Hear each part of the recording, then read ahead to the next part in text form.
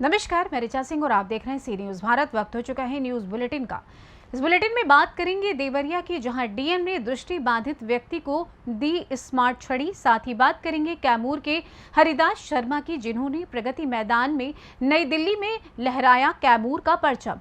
और वहीं प्रयागराज में राहुल गांधी की संसद की सदस्यता बहाल होने पर कांग्रेसियों ने मनाया जश्न। और भी तमाम खबरों पर आइए करते हैं विस्तार से चर्चा। डीएम अखंड प्रताप ने आज जनता दर्शन में 100% दृष्टिबाधित व्यक्ति को स्मार्ट छड़ी उपलब्ध कराकर उसके जीवन की राह आसान बनाने की कोशिश की।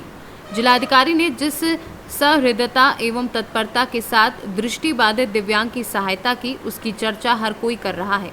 अपनी समस्या के निस्तारण के लिए खोखा जनपद दर्शन में डीएम से मिले।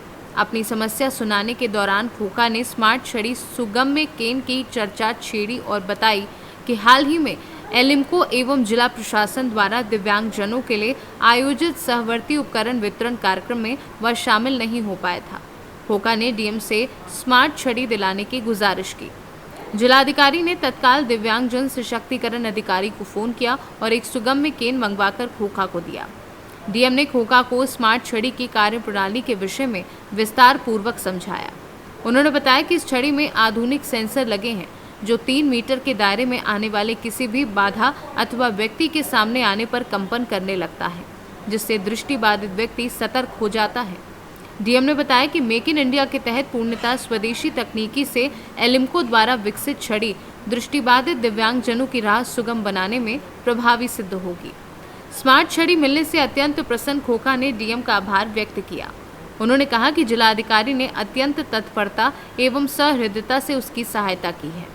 हम डीएम साहब के पास आए आदमी हैं अपन समस्या लेके, तो हमारी समस्या देख के साहब हमको स्मार्ट छड़ी उपलब्ध कराए हैं, उनको बहुत बहुत धन्यवाद। क्या प्रकरण? आज भलोनी नगर पंचायत से वार्ड नंबर 1 से खोखा जी आए थे, जिनको सुगम केन की आवश्यकता थी।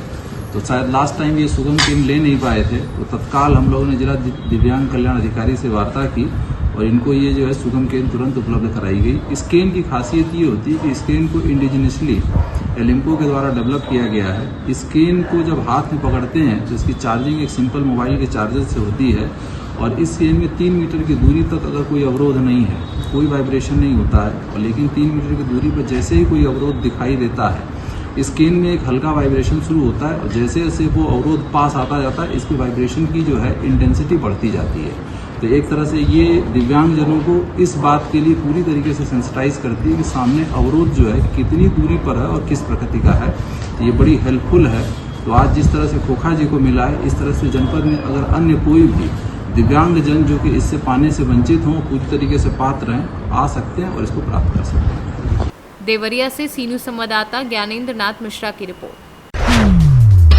कैमूर जिले के रामगढ़ प्रखंड अंतर्गत मध्य विद्यालय डेहरक से राष्ट्रीय शिक्षक सम्मान प्राप्त प्रधानाध्यापक हरिदास शर्मा ने प्रगति मैदान नई दिल्ली में कैमूर का परचम लहराया है।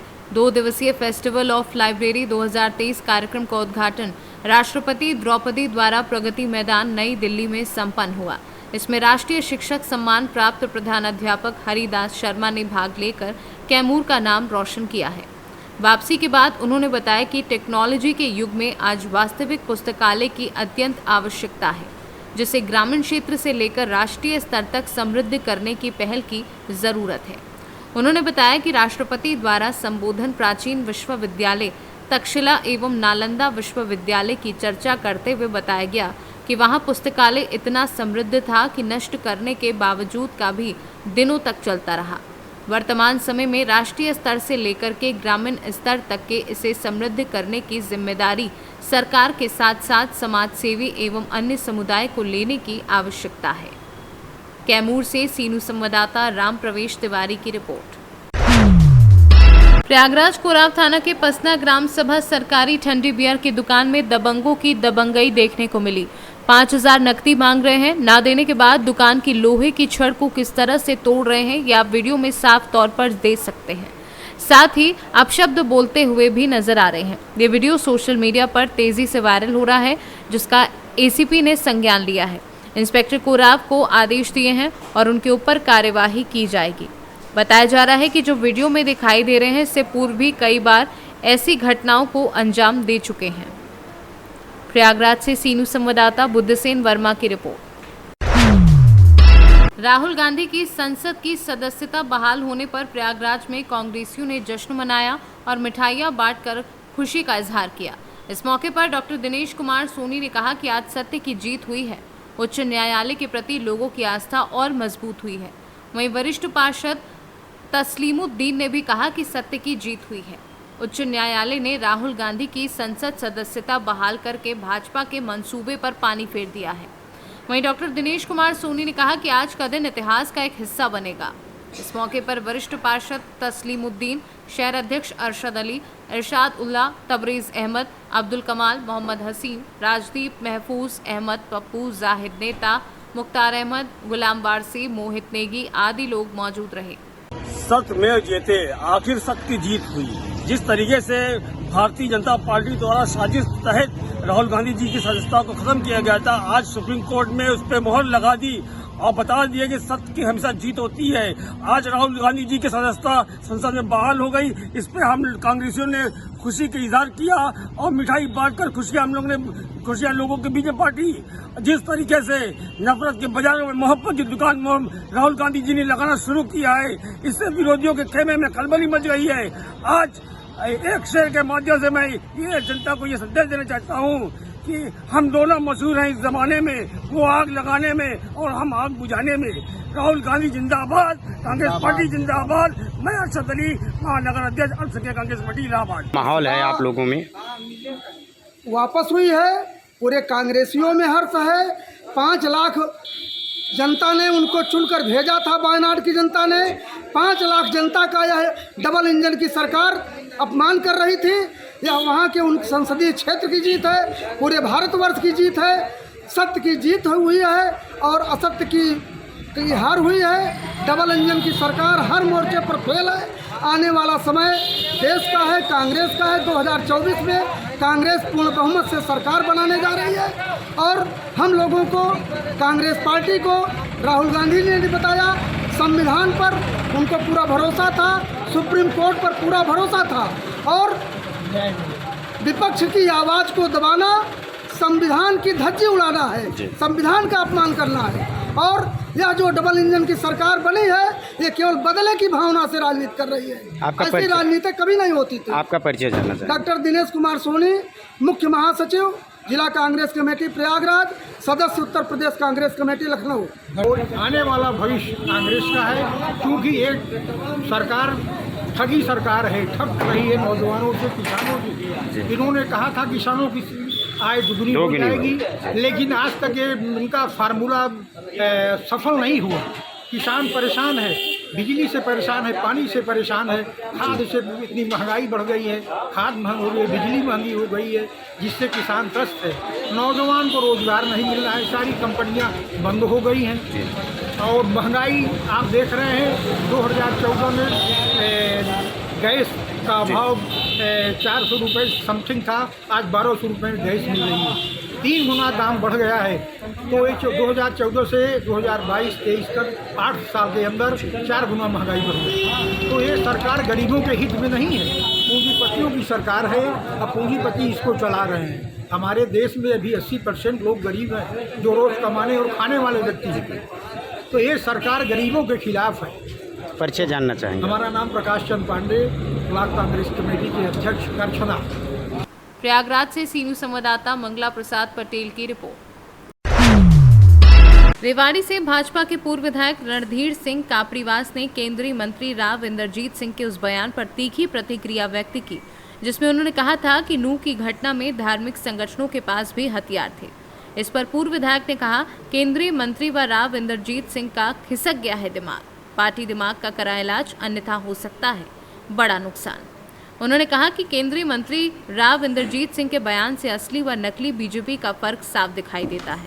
कहा, राव इंद्रजीत सिंह बताएं, हिंदू संगठनों के हथियारों से किसको हानि पहुंची है और कोई अपने बच्चों व परिवार की महिलाओं को धार्मिक यात्रा में ले जाकर क्यों करेगा इस प्रकार का फसाद, जिससे उनकी अपनी जान भी खतरे में आ जाए।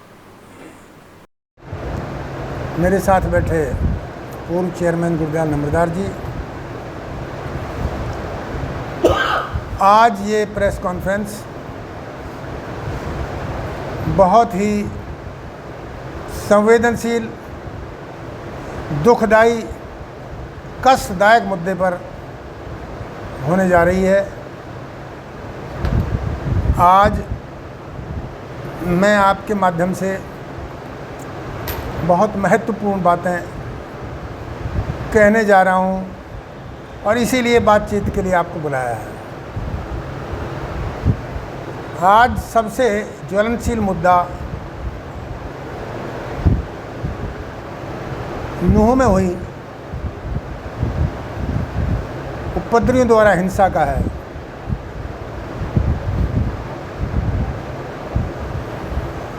इसमें कोई शक नहीं कि आज़ादी के समय और पुराने समय में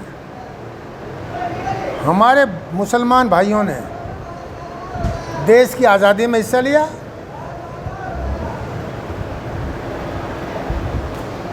और वो राष्ट्र को राष्ट्र के तौर पर मानते थे। लेकिन जैसे जैसे समय बदला है, आज सारी परिस्थितियाँ आमूल चूल बदल गई हैं। इस कलयुग में ऐसा लगा है जैसे सारा विश्व, भारत ही नहीं सारा विश्व आग के ढेर पे बैठा है। और ये समय का परिवर्तन है जब जो स्वतंत्रता की आज़ादी में बलिदान देने वाले लोग थे, आज वो इस आज़ादी को नष्ट करने के लिए, देश को कमज़ोर करने के लिए ऐसी घटनाएं करते हैं। आपने देखा होगा मेवात में कमाल की बात ये होगी, अल्लाहू अकबर, पाकिस्तान जिंदाबाद के नारे लगे और उस समय लगे जब गाड़ियां फूकी जा रही थी, बंदूकें चलाई जा रही थी, लोगों को मारा जा रहा था, पीटा जा रहा था, डराया जा रहा था और 6-6, 7-7 हत्याएं हो गई। और ऐसे समय में आज भी देश में चर्चा होती है अल्पसंख्यक माइनॉरिटीज़ का ध्यान रखें। मैं ये कहना चाहता हूँ केंद्र सरकार से और राज्य सरकार से और माननीय मोदी जी से, मुख्यमंत्री मनोहर लाल जी से, कि आप जो संवेदना की बात करते हैं अल्पसंख्यक की, क्या कारण है जहाँ हिंदू मेजॉरिटी में है और मुसलमान अल्पसंख्यक है, वहाँ मुसलमान सुरक्षित है, और जहाँ हिंदू अल्पसंख्यक है, मुसलमान मेजॉरिटी में है, वहाँ हिंदू सुरक्षित नहीं है। उनका पलायन करा दिया जाता है, उनकी संपत्ति पे कब्जा हो रहा है। और यही कारण है आज भारत जैसे देश में 40 से ज़्यादा ज़िले एक समुदाय का उनका छत्रप हो गया है। और आगे क्या होने वाला है, ये स्थिति माननीय प्रेस, हमारे समाज के लोग सब अच्छी तरह समझ सकते हैं। रेवाड़ी से सी न्यूज़ संवाददाता चैन सिंह की रिपोर्ट। फिलहाल न्यूज़ बुलेटिन में बस इतना ही। देश दुनिया की तमाम खबरों की जानकारी के लिए आप देखते रहिए सी न्यूज़ भारत। हर खबर आपके साथ, आपके हाथ।